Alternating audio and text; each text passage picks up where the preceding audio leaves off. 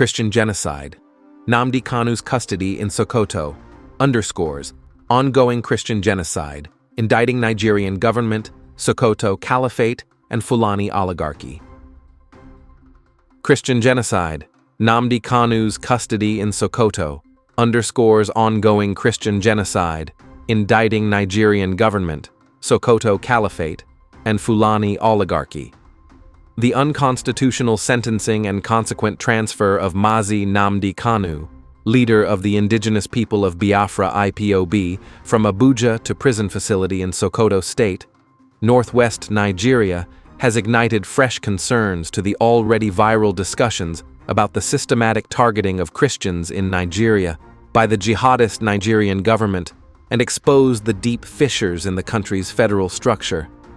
This development not just symbolically represents a jurisdictional question, but it clearly encapsulates the existential fears bedeviling Christian communities across Nigeria's Middle Belt and southern regions, who have endured decades of jihadist violence, marginalization, and what many international observers increasingly characterize as genocidal attacks against Nigeria's Christian population.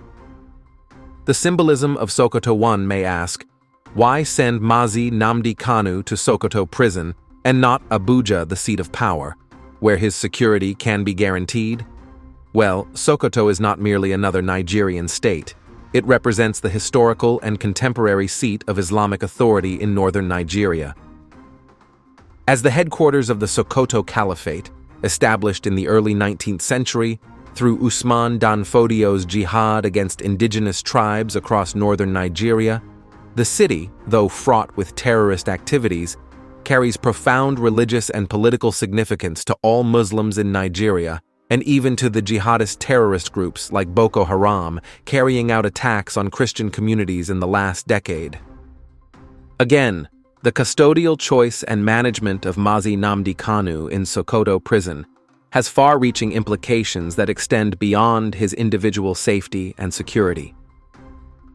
His imprisonment in a region that is already fraught with ethnic and ongoing religious strife underscores the deliberate collusion with jihadist terrorists by the Nigerian government to alienate, persecute, and silence not just Mazi Nnamdi Kanu, but every Judeo-Christian voice and population in Nigeria, further indicting the Nigerian government's complicity and efforts at emboldening the jihadists in carrying out more Christian genocide across Nigeria.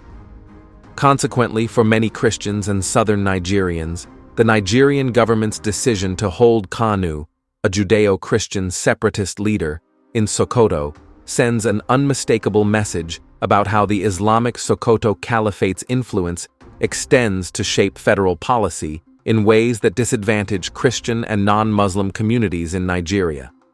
The violence against Christian communities in Nigeria has followed a disturbing pattern over the past 2 decades. Native farmers in Plateau, Benue, Kogi, Niger, Enugu, Taraba, and southern Kaduna states have faced relentless attacks from armed Fulani herders, jihadist terrorists of various names, resulting in thousands of deaths and the displacement of entire villages. Churches have been burned, communities razed, and survivors left with neither justice nor restitution from the Nigerian government. Instead, the Nigerian state, through the Nigerian military, negotiates peace deals with these jihadist terrorists, further proving state collusion and involvement in the genocide against Nigerian Christians. The message is clear. Challenging the Nigerian state's legitimacy is a crime worthy of indefinite detention and life imprisonment, but slaughtering Nigerian Christians en masse is not. The Sokoto Caliphate created an Islamic structure that subjected non-Muslims to dhimmi status, second-class citizenship under Islamic Sharia law across the 19 northern states in Nigeria. While colonialism and independence formally ended the Caliphate's political authority, its religious and cultural influence persists, led by Usman dan Fodio tribesmen, Fulani oligarchs. For Christians in Nigeria, the Kanu situation in Sokoto symbolizes their worst fears. that they are increasingly powerless in a country where religious and ethnic identity determines whether the state protects you or targets you.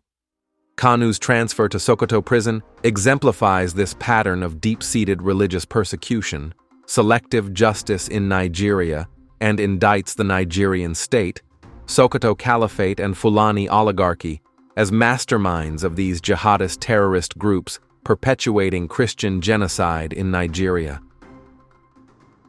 While the IPOB leader remains imprisoned at the heart of Islam in Nigeria, Sokoto State, for demanding a referendum for the extrication of Christian Eastern Nigeria from the jihadist-infested Nigerian state, those Islamic terrorists responsible for massacring thousands of Christians and non-Muslims in their homes and churches across Nigeria walk free and are negotiated with. The international community must hold Nigerian government accountable for the ongoing persecution of Christian voices and communities in Nigeria, especially strongly call for the unconditional release of Mazi Nnamdi Kanu, a Judeo-Christian imprisoned for asking for Biafra referendum in the Islamic regime of Nigeria. Family Writers Press International